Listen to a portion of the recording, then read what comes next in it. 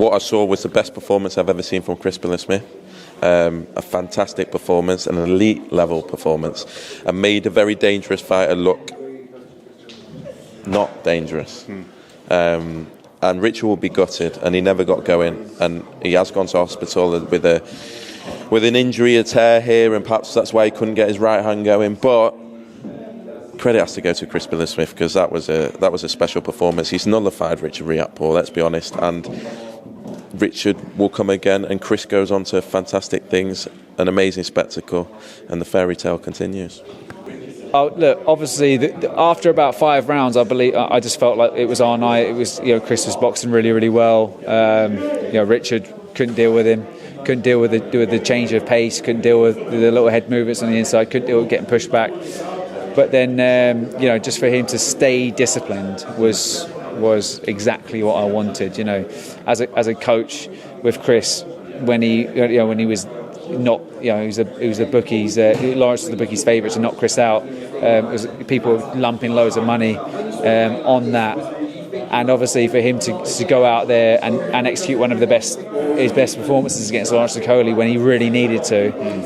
This was very similar. It was like people were expecting, Wadi Camacho, the full, chucking more and more money on these guys to knock out Chris Billam-Smith, and it's hilarious because he keeps proving these people wrong. Yeah, I think so. That was literally the words. It was calm and reactive and ready. And look, Richard's a phenomenal fighter. Can punch, so you don't want to be having Terminator fights with someone like that and standing there and letting him hit you, or pulling out long and letting him hit you at the end of the shot. Shane came out with a game plan. We sat down today in the hotel room, had a good 30-minute chat, and after that I just knew what I had to do. I had it locked in my head. It was drilled in the change room. So, yes, I've got to execute the game plan, but I need a game plan first, so all the credit goes to Shane. Yeah, I mean, I'd like to thank Richard for this, because I get to an Avenger loss, but a great fighter. Forget all the build-up and everything that was said. That's just part of boxing, unfortunately. But I've got a huge amount of respect for him, and that's why I was so good tonight, because I perform when I respect my opponents, in terms of what they can do. And I had to execute that game plan because of how dangerous he is, and he's a good bloke as well. I'd like to thank Crystal Palace and Steve Parish for putting on this show. As a kid, I was a football fan. I wanted to play football in the Premier League, and I wouldn't say I got 2 left feet, but I wasn't good enough. So I've somehow managed to fight at 2 Premier League football stadiums, which is absolutely wild. So thank you to Steve, Ben, Boxer, Sky Sports for that. Since we've joined, it's been some journey. Yeah, I said that it's similar to the Lawrence fight. It felt similar to the Lawrence fight in terms of he's the power puncher, he's this, that. And in the first fight with Richard, he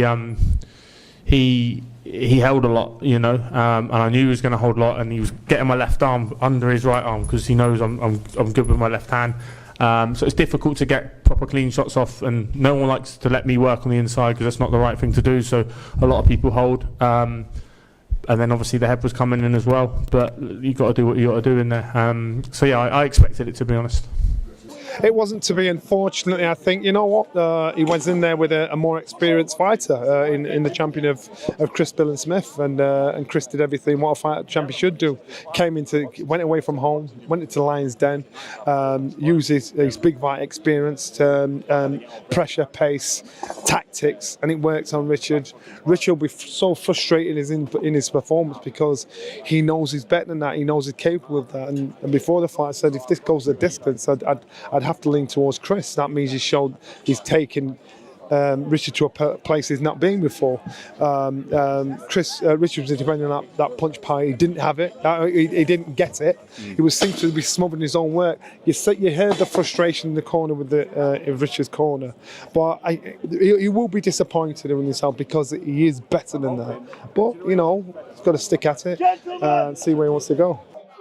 He keeps turning up and producing one amazing performance after another.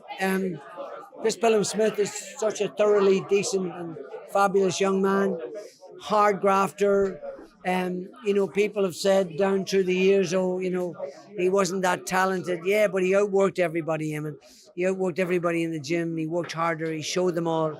He's such a great example. He's the father of the gym. No question about it. All the kids look up to him. Ellie was here tonight. Adam was here tonight. They're all here watching him because, he shows them something every fight. And we knew that Riakporhe, and let me tell you something, Richard Riakporhe is a tremendous fighter. Tremendous. Probably the most dangerous cruiserweight in the world. And look at how Chris Billam-Smith dealt with it. He was just spectacular. Completely, he's come on in leaps and bounds. His upper body movement, his head movement was exceptional. He kept offsetting Richard. He just didn't know when to punch. He didn't know when to throw. And in the meantime, Chris was hitting him with loads of punches. I thought it was a much wider win for Chris than they had it. But honestly, we're so proud of Chris Billam-Smith, and he deserves a big unification fight. We hope we can get Ramirez. Maybe Turkey Al Sheikh will take it out to Riyadh, and maybe we'll go to Vegas if the money's right and the opportunity for Chris to unify the title. But he's such a great man, such a lovely family, and we consider him like part of our family. I don't know about. To be honest, Chris has fought all of the tough guys, all of the tough fights. We're not for 1 minute suggesting that Ramirez is not a tough fight, but it's for us. It's a better opportunity. We can always fight Riakporhe after that, because we believe 100% that Chris will beat Ramirez, and we know that. I agree with you. Riakporhe is probably considered number one in the division, but very close second is Chris Billam-Smith. Well, I believe that one thing that I've realised in life as well is that it's not all rainbow and fairy tales. You know what I mean? It's really, you have to go in there and do it. Experience matters, and sometimes levels get shown. You can get lucky and get a one-shot knockout, but the reality is Chris has been boxing at a much higher level, and even to get a majority decision victory over me, there's no way that I could favour Riakporhe after him beating someone of my level. You can't say hurt, but definitely there was parts where he had momentum. There was a lot of slack in those ropes.